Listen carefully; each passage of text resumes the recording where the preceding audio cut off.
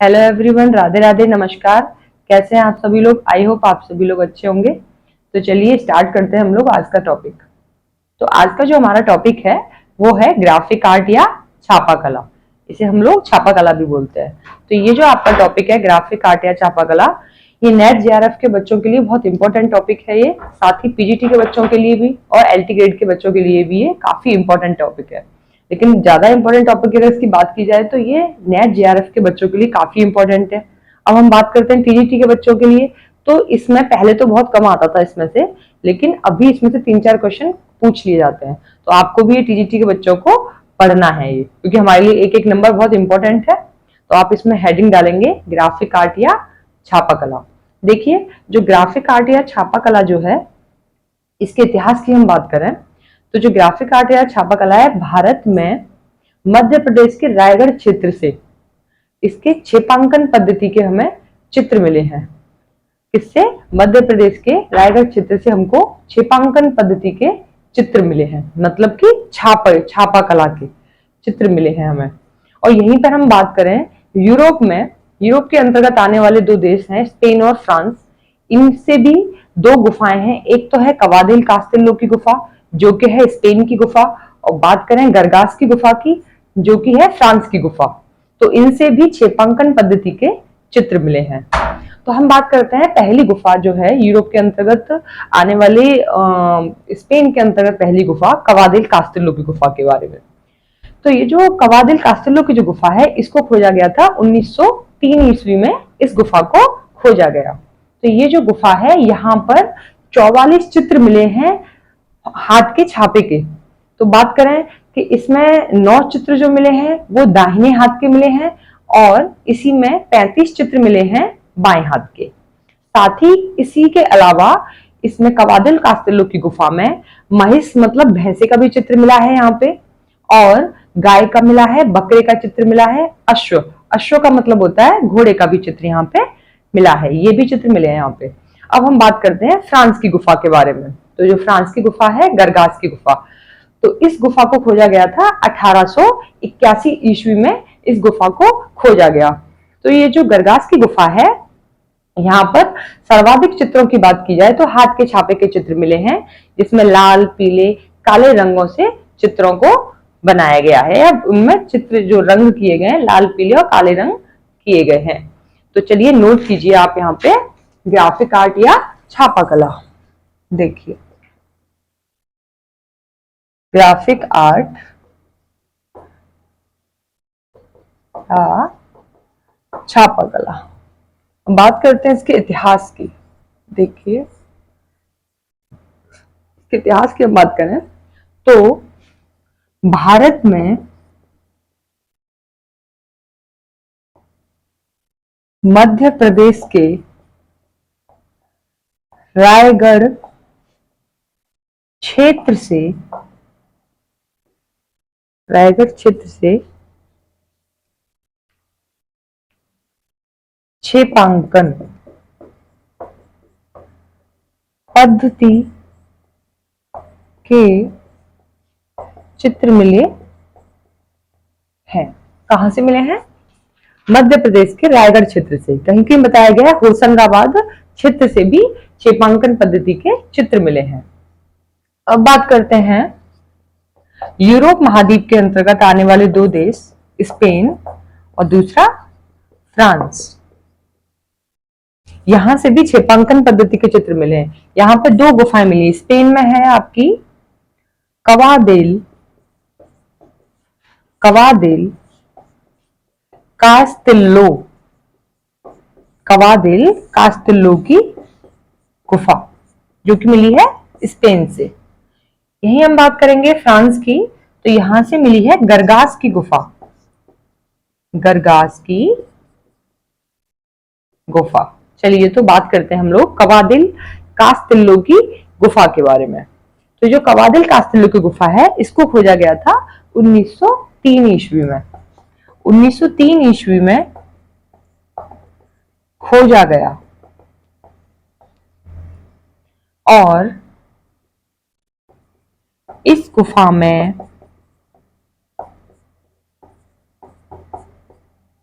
हाथ के छापे के 44 चित्र मिले हैं। 44 चित्र मिले हैं, जिनमें से 9 चित्र दाहिने हाथ के हैं। 9 चित्र दाहिने हाथ के हैं। साथ ही 35 चित्र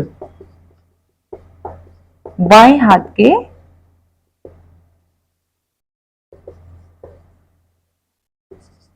मिले हैं। इसी में आप नोट करेंगे। इसके अलावा महिष, महिष का मतलब हमने आपको बताया भैंसा, महिष, बकरा, अश्व, अश्वमीन घोड़ा और गाय के भी चित्र मिले हैं। देखिए, ये हो गई कास्तिल्लो की गुफा, जहां पर 1930 ईस्वी में इसको खोजा गया था कास्तिल्लो की गुफा को। वहां पे 44 चित्र मिले हाथ के छापे के, जिसमें से 9 चित्र जो हैं वो हैं दाहिने हाथ के, और बात करें 35 चित्रों की, वो बाएं हाथ के मिले हैं। साथ ही इसमें बकरा, महेश, घोड़ा और गाय के भी चित्र मिले हैं। अब बात करते हैं हम लोग गरगास की गुफा की। तो जो गरगास की गुफा है, इसकी खोज हुई 1881 में। 1881 ईस्वी में इसे खोजा गया। ठीक है, कब खोजा गया इसे? 1881 ईस्वी में इसे खोजा गया। इस गुफा में सर्वाधिक मात्रा में हाथ के छापे के चित्र मिले हैं। हाथ के छापे के चित्र मिले हैं, जो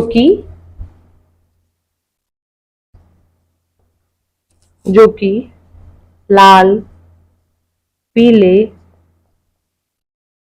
काले रंग से बनाए गए हैं।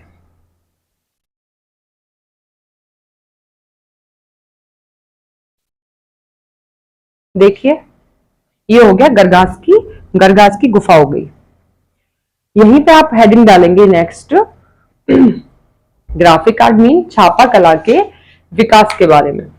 तो जो छापा कला का विकास के जो हमें प्रमाण मिलते हैं, सर्वप्रथम चीन में मिले हैं। कहां पे मिले हैं? चीन में। और कब मिले? 220 ईस्वी में हमें यहाँ के प्रमाण मिले। छापा कला के विकास के प्रमाण कहाँ पे मिले हैं? हमें जो साक्ष्य मिले हैं, एविडेंस मिले हैं, वो मिले हैं हमें चीन में 220 ईस्वी में। यहीं पे आप फिर नोट करेंगे इसमें कि यहाँ पर लकड़ी के ठप्पे होते थे। ठप्पे जैसे आपने देखे होंगे, लकड़ी के चौड़े से चौकोर या त्रिकोण में, कैसे भी उस टाइप के ठप्पे होते हैं लकड़ी के। तो लकड़ी के ठप्पों पर आकृतियां बनी होती थी, उनकी छपाई की गई थी। किसकी की गई थी? लकड़ी के ठप्पों पर आकृतियां बनाकर छपाई की गई थी। तो आप हेडिंग डालिए, छापा कला का विकास।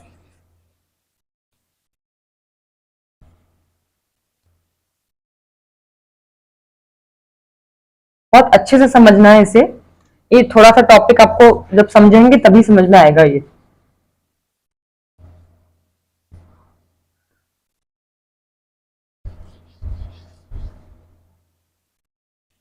यहां तक आपको समझ आ ही गया होगा।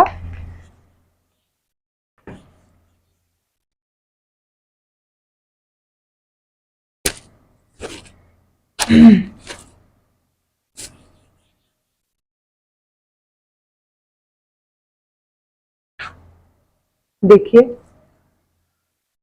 हेडिंग डालिए, छापा कला का विकास। तो देखिए, छापा कला के जो हमें एविडेंस मिले हैं, सर्वप्रथम कहां से मिले हैं? छापा कला के प्रमाण चीन से मिले। कब मिले? 220 ईस्वी में। कब मिले? 220 ईस्वी में। यही आप नोट करेंगे, लकड़ी के ठप्पों पर आकृतियां बनाकर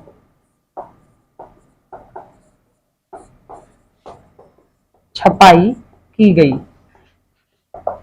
ठीक है, लकड़ी के ठप्पों पर आकृतियां बनाकर छपाई की गई। इसी में नेक्स्ट आप हेडिंग डालेंगे कागज के बारे में।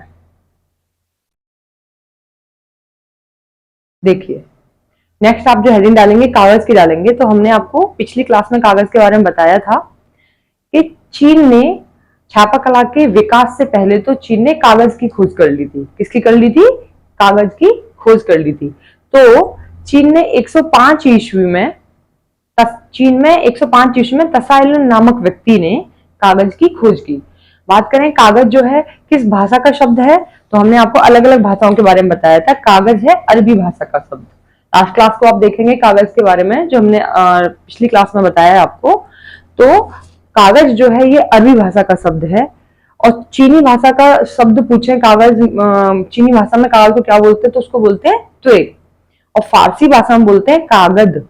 संस्कृत में बात की जाए तो बोलते हैं काकल। और यहीं पे बात करें अंग्रेजी में तो पेपर बोलते हैं, जो कि आप सभी लोग जानते हैं। तो डालिए आप हेडिंग कागज। तो चीन ने क्या किया? चीन ने छापा कला के विकास से पहले तो कागज की ही खोज कर ली थी। आप इसको अच्छे से नोट कीजिएगा।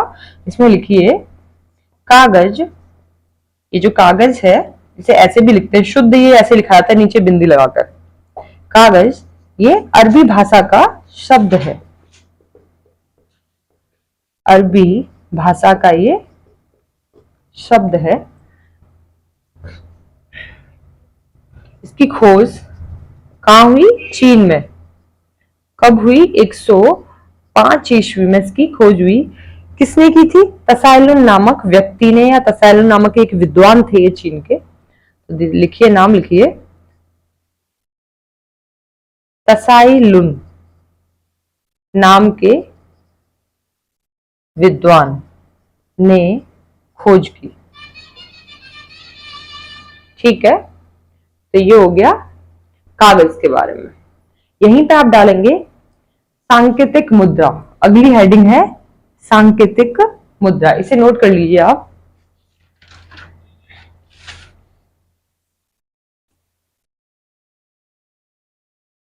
देखिए, सांकेतिक मुद्रा। कागज पर सांकेतिक मुद्रा में जो छपाई की गई थी सबसे पहले चीन में की गई थी। और यहीं पे बात करें इसकी खोज कब की गई थी? 807 ईस्वी में इसकी खोज की गई।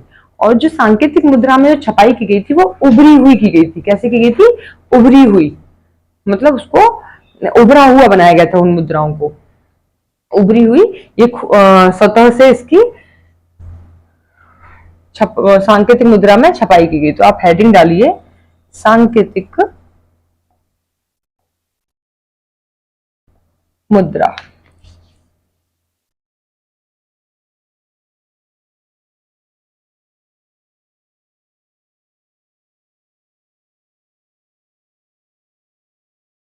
देखिए, कागज पर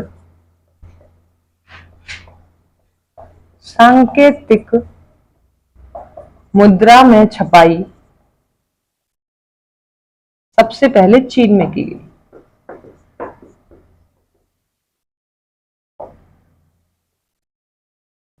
यहीं पे 807 ईस्वी में की गई। यहीं आप देखेंगे, इसे नोट करना, सांकेतिक मुद्रा में कागज पर छपाई उभरी हुई सतह के रूप में की गई। कैसे की गई? उभरी हुई सतह के रूप में की गई। तो ये हो गया सांकेतिक मुद्रा के बारे में। तो इसमें आपको सबकी सन बहुत अच्छे से याद रखनी है। पूछ लिया जाता है कि सांकेतिक मुद्रा की जो छपाई की गई सर्वप्रथम कब की गई थी? 807 ईस्वी में सांकेतिक मुद्रा की छपाई की गई थी चीन में। यही डालेंगे विश्व में पहली मुद्रित पुस्तक। विश्व में पहली मुद्रित पुस्तक, जिसे आप ग्रंथ भी बोल सकते हैं, पांडुलिपि बोल सकते हैं इसी को, और इसी में आप बोल सकते हैं इसको, इसी को बोल सकते हैं आप चीन में छापी गई पहली, ये है पहली पुस्तक या पांडुलिपि।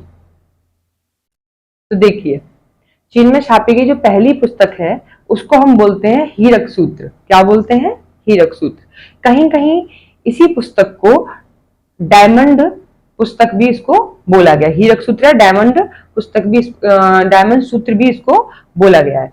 तो ये जो हीरक सूत्र जो पुस्तक थी, इसकी जो खोज हुई थी वो हुई थी 11 मई 868 ईस्वी में। इसकी जो खोज हुई थी, ये जो पुस्तक थी, तो इसकी हुई थी 11 मई 868 ईस्वी में। तो इसी पुस्तक को 7 कागजों को जोड़कर इसकी छपाई की गई थी। देखिए कैसे कि 7 कागजों को जोड़कर इसमें 16 फीट इसको लंबा बनाया गया था और 12 इंच इसको चौड़ा बनाया गया। तो इस ग्रंथ की पूरी छपाई जो हुई थी, ये 16 फीट लंबे और 12 इंच चौड़े कागज पर इसकी छपाई की गई थी। किस भाषा में की गई थी इसकी छपाई? तो की गई थी चीनी भाषा में। किस भाषा में की गई थी? चीनी भाषा में की गई थी। और वर्तमान में ये अगर पूछे कि ये कहां पर स्थित है, तो ब्रिटिश संग्रहालय में, ब्रिटिश संग्रहालय लंदन में ये संग्रहित है। तो बहुत इंपॉर्टेंट टॉपिक है ये, इसे आप नोट कीजिए। हेडिंग डालिए विश्व में मुद्रित पहली पुस्तक, जिसकी छपाई की गई थी 11 मई 868 ईस्वी में।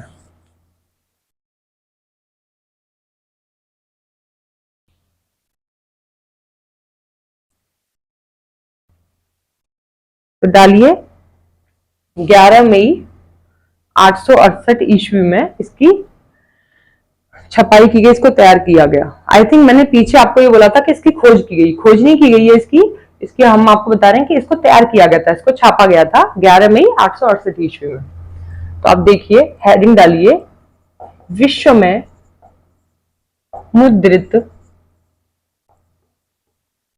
पहली पुस्तक, जिसे पोथी भी बोला गया है, पांडुलिपि भी, साथ ही ग्रंथ, इसे ये सब बोला गया है। कि ऐसे पूछा जा सकता है कि विश्व में मुद्रित पहली पुस्तक, विश्व में मुद्रित पहली पोथी, या पांडुलिपि, या फिर ग्रंथ। तो आपको इसमें कंफ्यूज नहीं होना है। देखिए, पहली जो पुस्तक है वो है हीरक सूत्र, जिसे कहीं कहीं क्या बोला गया है? डायमंड सूत्र भी इसको बोला गया है, कहीं कहीं पर डायमंड सूत्र भी कहा गया है। तो हीरक सूत्र, इस पुस्तक को लिखिए, इस पुस्तक को तैयार करने में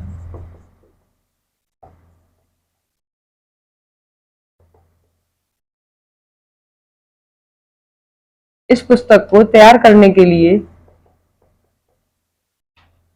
7 कागजों को जोड़कर, 7 कागजों को जोड़कर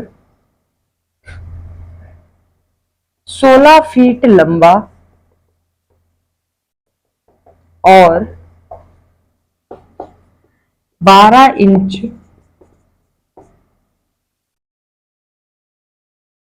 चौड़ाई में तैयार किया गया। और इसी पर पूरी पुस्तक को या पूरे ग्रंथ को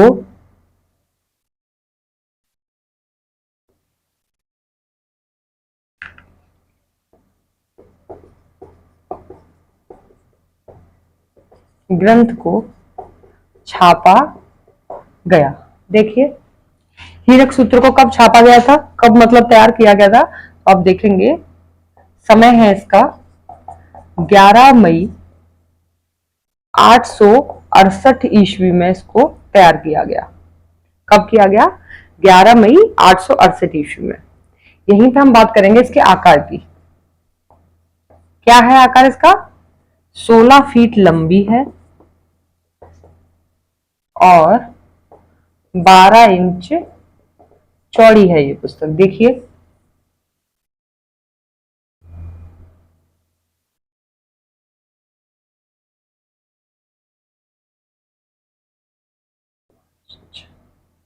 ये 7, देखिए 1 2 3 4 5 6 और 7, तो इसको 16 फीट तो लंबा बनाया गया और 12 इंच इसको चौड़ा। तो इसी में पूरे ग्रंथ को छापा गया, इसको हीरक सूत्र को इतनी ही लंबाई और इंच, इतनी 12 इंच चौड़ी और 16 फीट की लंबाई में इसको इसी पर पूरे ग्रंथ को छापा गया। अब बात करते हैं कि हीरक सूत्र की भाषा क्या है। तो आप लिखेंगे चीनी भाषा। क्या है? चीनी भाषा। और ये कहां पर स्थित है? देखिए वर्तमान में ये कहां स्थित है? वर्तमान में स्थित है ये ब्रिटिश संग्रहालय,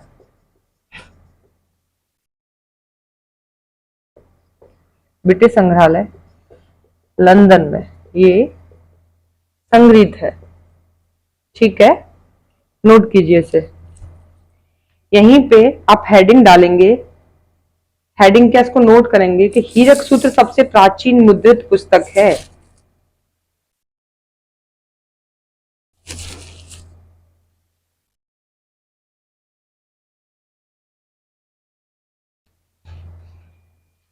देखिए यहां लिखिए हीरक सूत्र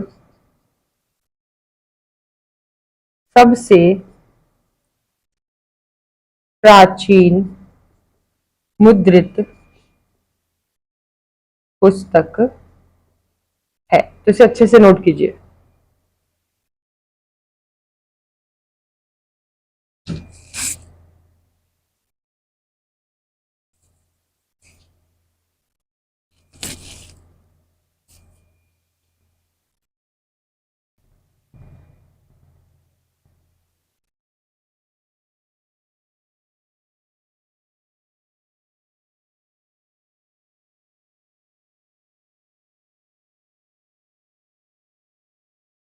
और देखिए ये जो ग्रंथ है आपका डायमंड सूत्र या हीरक सूत्र।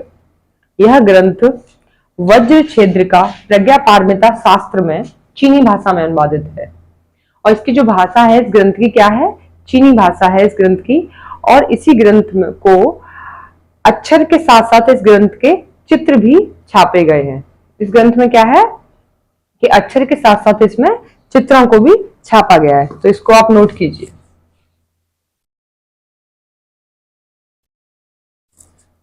जब हम आपको ये बोलते हैं ना कि आप नोट कीजिए, मतलब बहुत इंपॉर्टेंट है वो लाइन, आपको वो नोट करनी है। नोट डाल के फिर आप उसे कीजिए।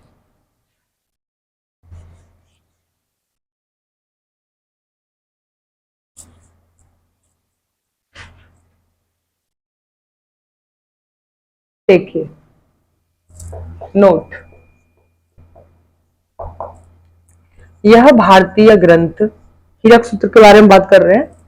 यह भारतीय ग्रंथ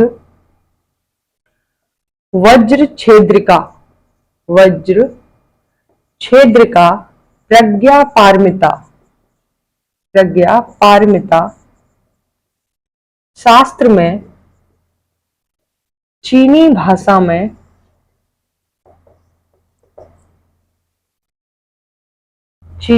में क्या है? अनुवादित है। यह ग्रंथ, इस ग्रंथ की जो भाषा है, भाषा चीनी भाषा है।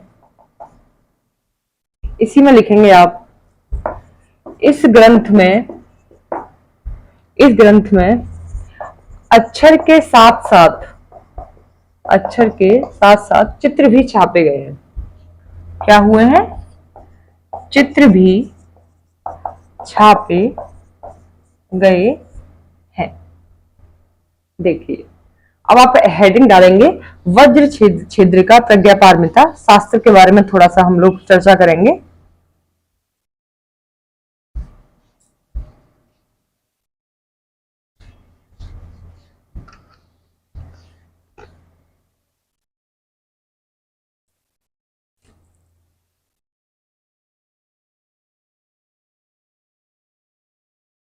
देखिए, डालिए वज्र,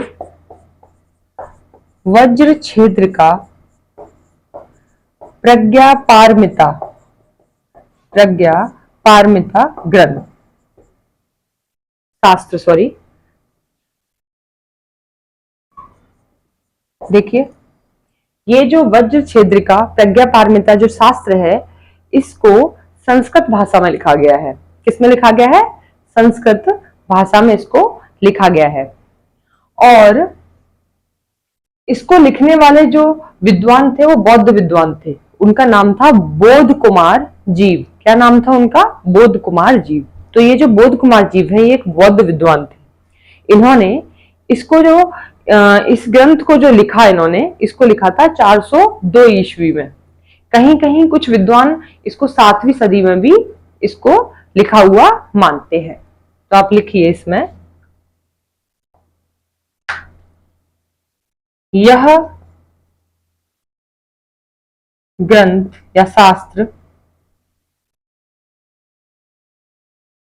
संस्कृत भाषा में लिखा गया। संस्कृत भाषा में लिखा गया। इसको लिखने वाले विद्वान, इसको लिखने वाले विद्वान बौद्ध विद्वान थे। कौन थे? बौद्ध विद्वान थे, जो कि थे बोध कुमार जीव। बोध कुमार जीव, ये थे बोध कुमार जीव, जिन्होंने 402 ईस्वी में लिखा। इसे 402 ईस्वी में लिखा, लेकिन कहीं कहीं इसको 7वीं सदी का भी, इसको 7वीं सदी में भी लिखा हुआ इसको माना गया है। सॉरी, माफ कीजिएगा, 7वीं सदी नहीं, प्रथम सदी में। क्या आएगा यहाँ पे? प्रथम सदी में। कहीं कहीं इसे प्रथम सदी में भी लिखा हुआ माना गया है। तो ये हो गया आपका प्रज्ञा पारमिता शास्त्र के बारे में।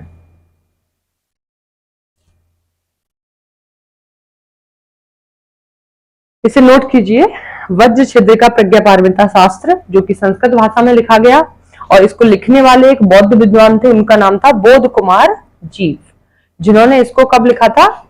402, थोड़ा सा क्लियर नहीं दिख रहा है, 402 ईस्वी में इसको लिखा गया, और कहीं कहीं इसको प्रथम सदी ईस्वी में लिखा हुआ भी माना गया है। इसे आप नोट कीजिए। अगली हेडिंग डालेंगे आप, चल टाइप छापा या मूवेबल टाइप छापा।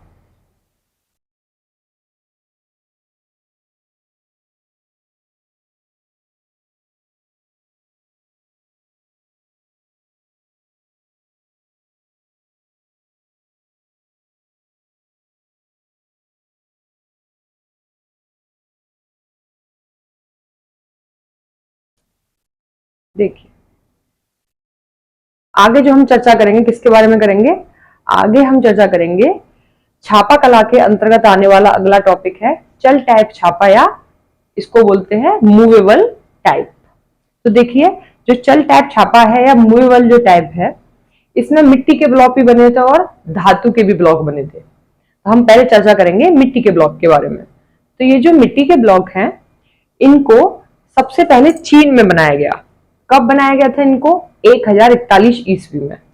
और इसके जो खोजकर्ता थे वो थे पेईसंग या पाइसेन भी इनको बोला गया है।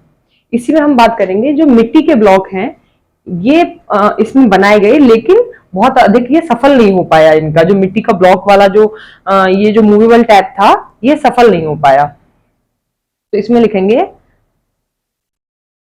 ये जो छपाई के लिए यहाँ पे मिट्टी के ब्लॉक बने थे, इसी कारण ये सफल नहीं हुआ था। तो आप हेडिंग डालिए, छापा कला के अंतर्गत आने वाला मूवेबल टाइप या चल टाइप छापा।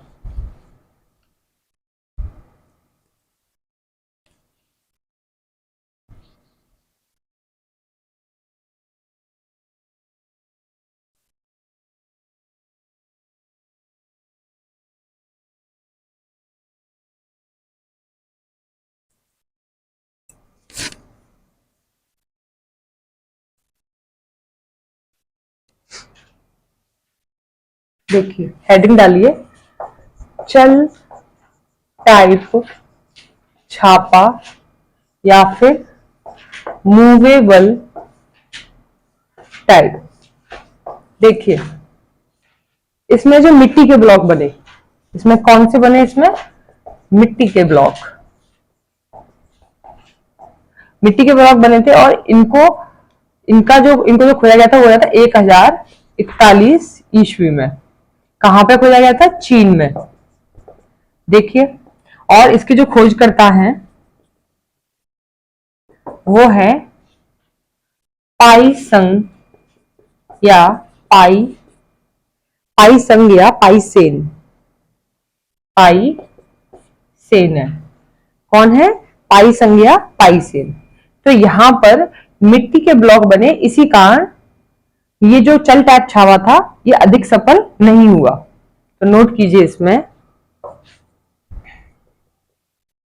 यहां पर मिट्टी के ब्लॉक बनने के कारण, मिट्टी के ब्लॉक बनने के कारण ये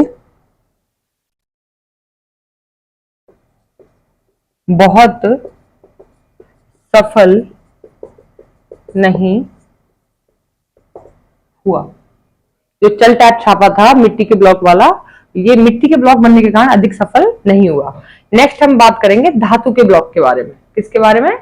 धातु के ब्लॉक के बारे में। तो हेडिंग डालिए, चल टैप छापा या मूवेबल टैप छापा धातु।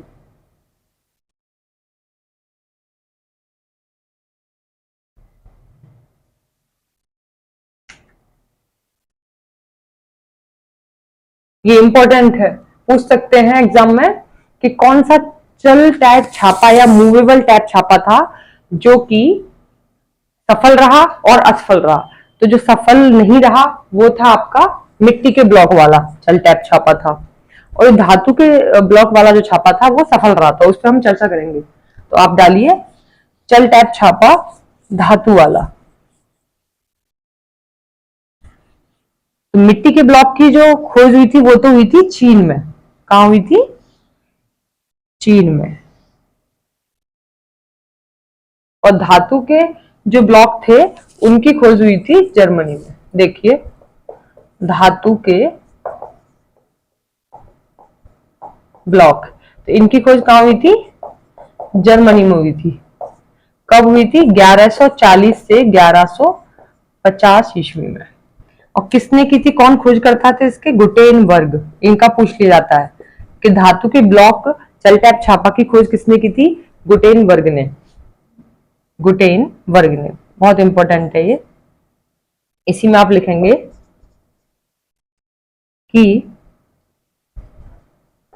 धातु के ब्लॉक के कारण यह मूवेबल टाइप सफल रहा। सफल रहा। तो इसमें पूछा जा सकता है ना कि कौन सा चल टैप छापा था जो सफल रहा था, तो आप बताएंगे धातु का ब्लॉक। धातु के ब्लॉक के बारे में ज्यादा वैसे भी पूछा जाता है, तो ये बहुत इंपॉर्टेंट है। कहां पे से खोज हुई थी? जर्मनी में। टाइम पीरियड 1140 से 1150 है इसका। सॉरी सॉरी सॉरी, 1140 नहीं है इसका, 1440 है। माफ कीजिए, 1440 से 1450। क्या है इसका? 1440 से 1450 है। ठीक है, तो ये हो गया चल टैप छापा या मूवेबल टैप छापा। तो इसे नोट कीजिए।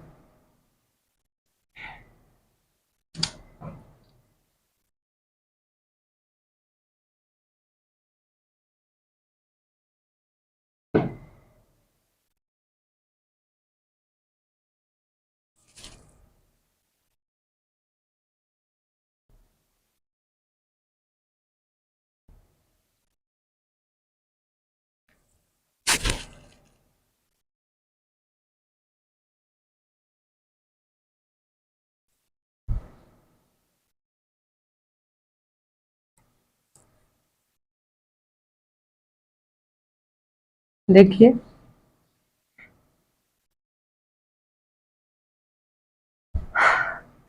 यहीं पे हम बात करते हैं नीदरलैंड, जिसे हॉलैंड भी बोलते हैं, वहां के विद्वान है रेम्ब्रा, जिन्होंने छापा कला को 17वीं सदी में चित्रकला के बराबरी का दर्जा प्रदान किया। तो इसे अच्छे से नोट कीजिए, इंपॉर्टेंट है।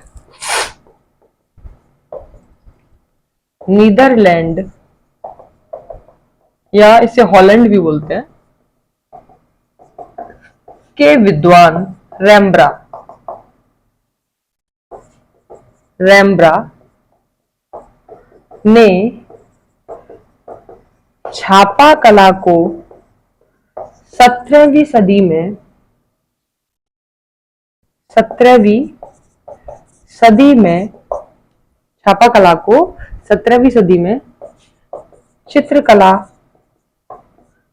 के बराबर का दर्जा प्रदान किया, के बराबर का दर्जा प्रदान किया। तो ये हो गया, ठीक है। इसे आप अच्छे से नोट कीजिएगा, बहुत इंपॉर्टेंट है, पूछ लिया जाता है कि वो कौन सा विद्वान था जिसने छापा कला को चित्रकला के बराबर का दर्जा प्रदान किया। तो आप बताएंगे कौन था वो। रेम्ब्रा था। कहाँ का विद्वान था? नीदरलैंड भी पूछ सकते हैं, हॉलैंड, तो इसको नीदरलैंड को हॉलैंड भी बोलते हैं। तो इसे अच्छे से नोट कर लीजिए। नेक्स्ट हमारी हेडिंग होगी इसी में, भारत में छापा कला का इतिहास।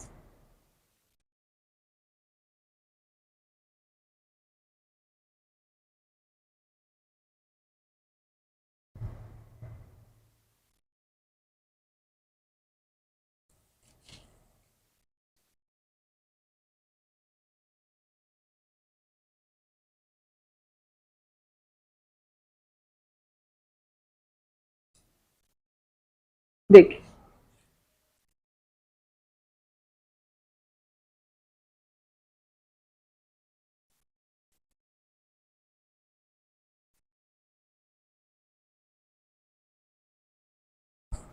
डालिए भारत में छापा कला या ग्राफिक आर्ट का, छापा कला का इतिहास। देखिए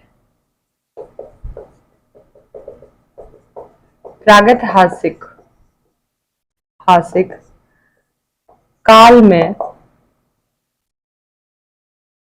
मध्य प्रदेश के रायगढ़ क्षेत्र से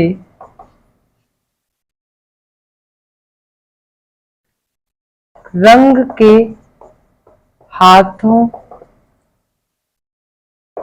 के छापे के चित्र मिले हैं या छेपांकन पद्धति के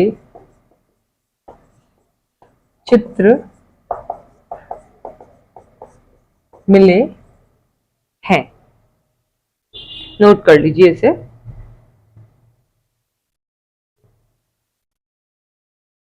आगे डालेंगे भारत में पहली छपाई मशीन की चर्चा करेंगे हम।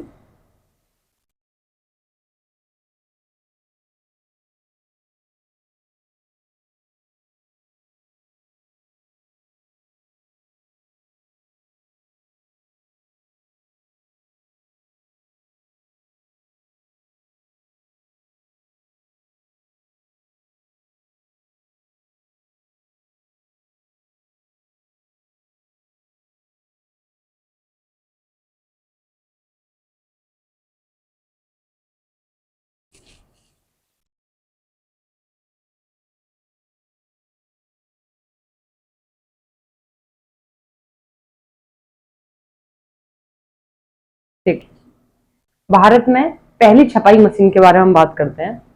देखिए भारत में पहली छपाई मशीन की हम बात करेंगे। यहाँ पे बहुत से विदेशी कंपनी आई भारत में, जो कि व्यापार करने के उद्देश्य से आई। वहीं पे पुर्तगाल से भी एक मशीन आई जो कि अफ्रीका तक गई और बीच में फिर वो भारत में गोवा में ही रोक दी गई। यही मशीन जो है छापी गई थी गोवा में 1556 ईस्वी में। तो जो पुस्तक छापी गई वो थी डॉक्ट्रिना क्रिस्ताओ। कौन सी पुस्तक छापी गई? डॉक्ट्रिना। इस मशीन से जो पुस्तक छापी गई डॉक्ट्रिना क्रिस्ताउ थी। देखिए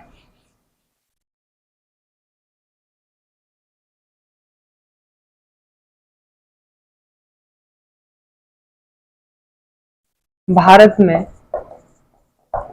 पहली छपाई मशीन कहाँ आई थी? गोवा में। कब आई थी? 1556 ईस्वी में। पुर्तगालियों के द्वारा अफ्रीका से फिर वापस बीच में गोवा में रोक दी गई, जो कि गोवा से आई 1556 ईस्वी में छापी गई। कौन सी पुस्तक थी? पुस्तक देखिए, डॉक्ट्रिना क्रिस्ताउ। क्या थी? डॉक्ट्रिना क्रिस्ताउ ये पुस्तक थी। और इसके जो छपाई करता थे वो कौन थे? संत जेवियर। संत जेवियर थे इसके छपाई करता थे, इसके संत जेवियर।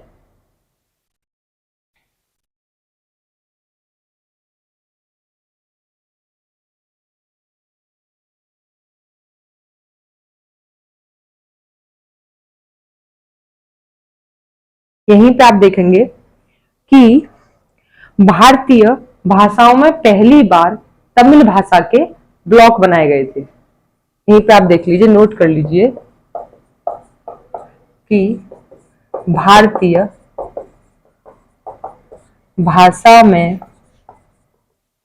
पहली बार, भारतीय भाषाओं में पहली बार तमिल भाषा के, तमिल भाषा के ब्लॉक बनाए गए, या सबसे पहले तमिल भाषा के ब्लॉक मुद्रित किए गए या छापे गए, या तमिल भाषा के ब्लॉक मुद्रित या छापे गए। ब्लॉक बनाए गए या फिर तमिल भाषा के ब्लॉक मुद्रित किए गए या फिर छापे गए। तो ये हो गया आपका आज का यहाँ का टॉपिक। कल हम बात करेंगे छापा कला के अंतर्गत आने वाला एक संगठन के बारे में, जिसकी महत्वपूर्ण भूमिका रही है इसमें। तो चलिए स्टार्ट, आज के लिए यहीं पे हम लोगों का आप इजाजत दीजिए। आपको कोई भी क्वेरी है तो आप हम लोगों से कमेंट सेक्शन में जाकर पूछ सकते हैं। कोई भी क्वेरी है सीधे आप हमसे पूछिए, हम आपको उसको बताने की कोशिश करेंगे। तो चलिए आज के लिए इजाजत दीजिए, कल फिर मिलते हैं। राधे राधे, नमस्कार, जय हिंद।